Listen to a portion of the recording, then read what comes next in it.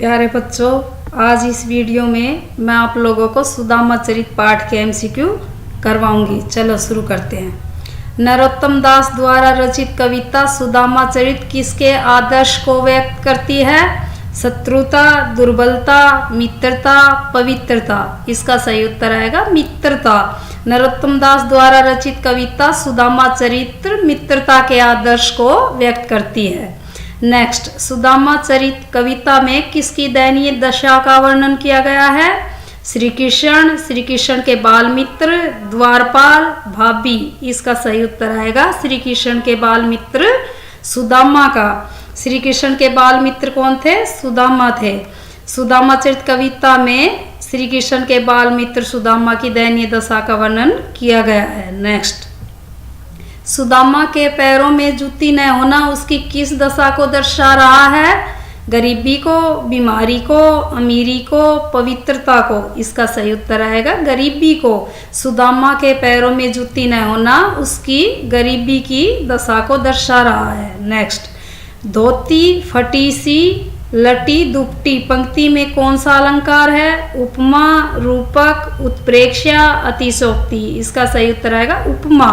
धोती, फटी सी, लटी, दुपटी में उपमा अलंकार है। नेक्स्ट, सुदामा के पाँव की दशा कैसी थी? सुदामा के पाँव की एड़ियाँ फटी हुई थी, उसके पाँव के तलवे कांटों से बिंधे हुए थे। उपयुक्त दोनों, इनमें से कोई नहीं। इसका सही उत्तर आएगा उपयुक्त दोनों। सुदामा के पाँव की एड़ियाँ फटी हुई थी और उनके पाँव के तलवे कांटों से बिंधे हुए थे, इसलिए इसका आंसर आएगा उपयुक्त दोनों। नेक्स्ट, हाय महादुख पायो सखा, ये शब्द किसने किसको कहे हैं? श्री कृष्ण ने सुदामा को, सुदामा ने श्री कृष्ण को, द्वारपाल ने सुदामा को, श्री कृष्ण ने द्वारपाल को। इसका सही उत्तर आएगा श्री कृष्ण ने सुदामा को। हाय महादुख पायो सखा, ये शब्द श्री कृष्ण ने सुदामा को कहे हैं। नेक्स्ट, द्वारपाल ने श्री कृष्ण को किसके आने की खबर दी थी? पुराने नागरिक के, विद्वान के, सैनिक के, गरीब ब्राह्मण के। इसका सही उत्तर आएगा गरीब ब्राह्मण के आने की खबर दी थी। द्वारपाल ने श्री कृष्ण को गरीब ब्राह्मण के आने की खबर दी थी। नेक्स्ट, श्री कृष्ण के व्यथित होने का क्या कारण था? मित्र की दीनहीन दशा, द्वारिका पर आक्रमण, सेना का हार जाना, इनमें से कोई नहीं। इसका सही उत्तर आएगा मित्र की दीनहीन दशा। श्री कृष्ण के व्यथित होने का कारण उसके मित्र की दीनहीन दशा था। नेक्स्ट, श्री कृष्ण ने सुदामा के पैर किससे धोए थे? दूध से, ठंडे जल से, आंसुओं से, गर्म जल से। इसका सही उत्तर आएगा आंसुओं से। श्री कृष्ण ने सुदामा के पैर आंसुओं से धोए थे। नेक्स्ट, कछु भाभी हमको दियो सो तुम काहे न देत, ये शब्द किसने कहे हैं? सुदामा ने, श्री कृष्ण ने, द्वारपाल ने, ब्राह्मण ने। इसका सही उत्तर आएगा श्री कृष्ण ने। कछु भाभी हमको दियो सो तुम काहे न देत, ये शब्द श्री कृष्ण ने सुदामा को कहे थे। नेक्स्ट, सुदामा की पोटली में क्या था? चावल, चना, गेहूं, ज्वार। इसका सही उत्तर आएगा चावल। सुदामा की पोटली में चावल थे। नेक्स्ट, सुदामा ने पोटली कहाँ छिपा रखी थी? अपने पीछे, अपने आगे, अपनी बगल में, पैरों के नीचे। इसका सही उत्तर आएगा अपनी बगल में। सुदामा ने पोटली अपनी बगल में छिपा रखी थी। नेक्स्ट, सुदामा चावलों की पोटली किस कारण नहीं देना चाहता था? लालच के कारण, अपमान के डर से, संकोच के कारण, इनमें से कोई नहीं। इसका सही उत्तर आएगा संकोच के कारण।